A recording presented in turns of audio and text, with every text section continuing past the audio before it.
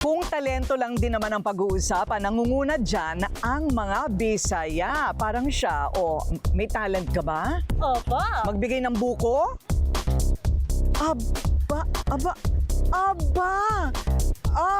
I love it. Palike. Sa bawat viral video online, mga competitive bisdak ang tumatatak. Mapakantahan, sayawan, pati na sa aurahan, wala silang uurungan. Tingnan nyo naman ito. Laging handa magpaandar ang mga trending Bisaya.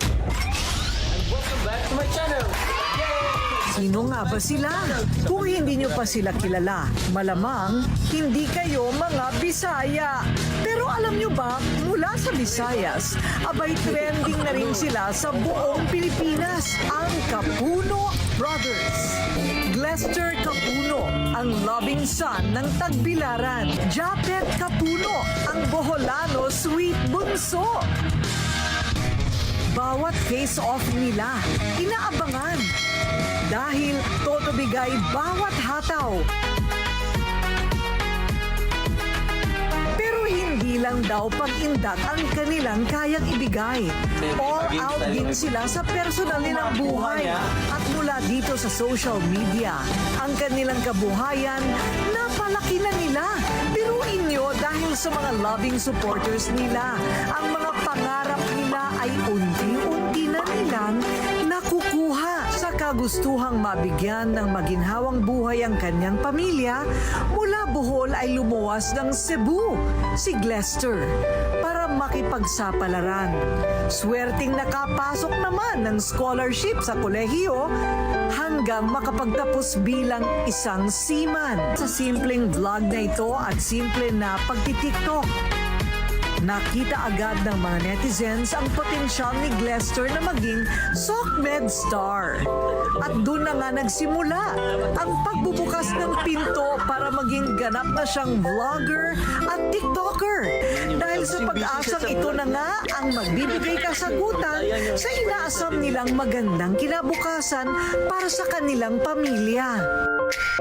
Iba kasi si Kuya, may vision, may dreams, and full of hope. Natupad mo ang pangarap mo para sa mga magulang mo. Ano naman ang mga pangarap nyo para sa sarili nyo? Pangarap ko makapagtapos ng pag-aaral para mas makatulong pa sa pamilya at yung mga gusto ni Mama mabigay ko. Parang si Kuya. At ikaw naman. May pinadrawing kami na bahay, yun talaga yung dream house namin. Para kina Glester at Japet, ang bawat indak nila ay para sa kanilang pamilya. At hanggat kaya nila, hindi sila mapapagod sumayaw para makapagbigay aliw at inspirasyon sa mga taong patuloy na nagmamahal at nagmamalasakit. Few moments later.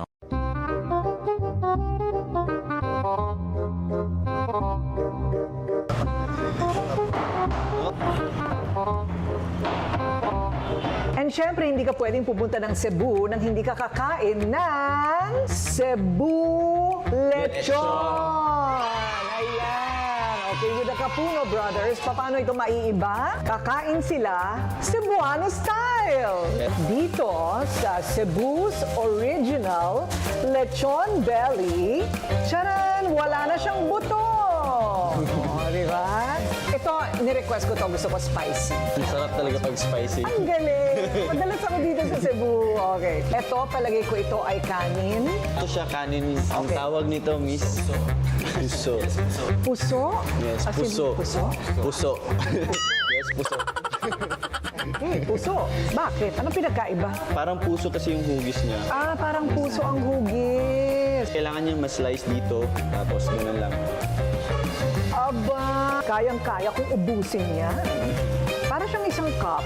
Actually, less than a cup. Yes, parang Oh. Yun. And then when you put it in your mouth, Dapat labas yung dila mo na. Ganun. ano, nakatalikod ako, nahihiya ako. Yun! You know what? I really super enjoyed my stay in Cebu with the Capuno Brothers. Palakpakan naman tayo!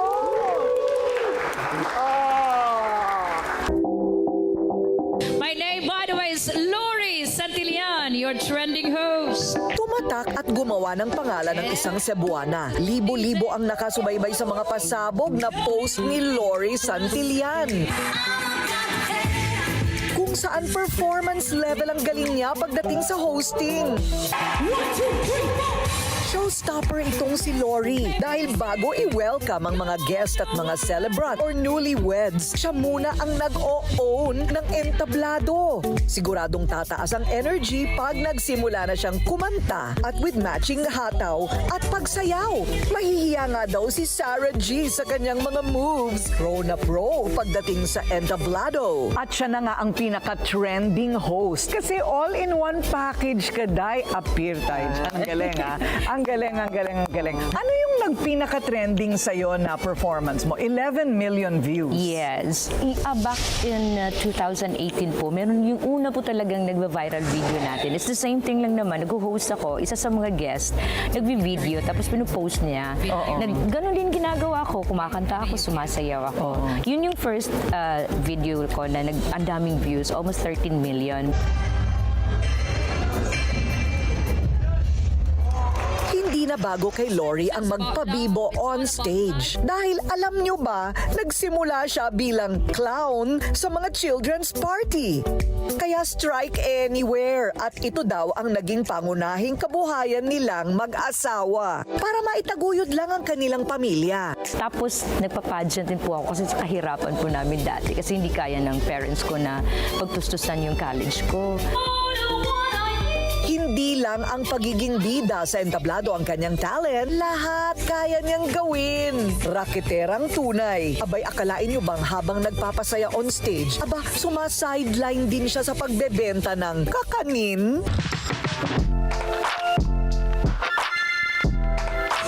Hi, Miss Kay. Ready ka na ba sa pasabog ng sister? Bukod kay Lori, isang batang estudyante din ang bumulaga sa TikTok at nagtrending kamakailan.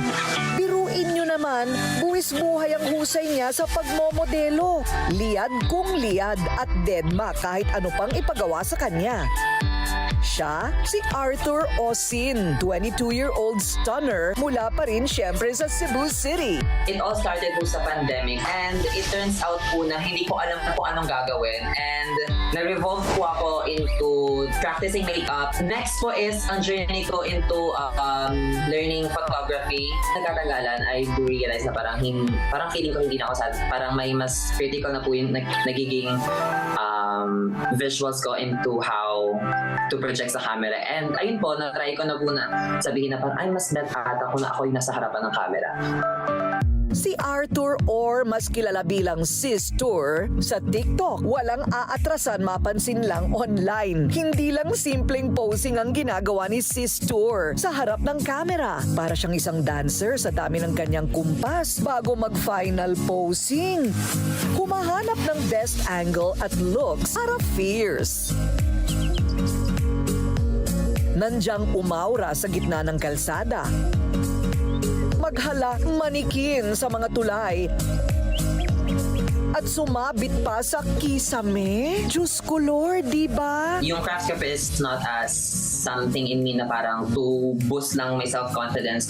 And this is to also inspire to deliver the message. You can be someone then na, ipapakita sa mundo na parang wala kang kinahihiya and deliver mo lang yung self mo ng all in all, you'll be good. By my contents, nagkakaroon sila ng confidence and then mas nabuboost po yung self-esteem nila to project sa harap ng camera. Like po yung continue sa ginagawa ko. Panalo ang effort ni Ateng dahil pang-international ang resulta ng mga litrato niya. At etong latest, inalang siya modelo sa social media dahil professional model na siya na nagtitraining sa isang modeling agency sa Cebu. Basta sa Cebu, lamian gid talaga. Ikaw, ano ang trending stories ninyo? Baka sa inyong lugar na ang next destination namin. Handa na ba kayo?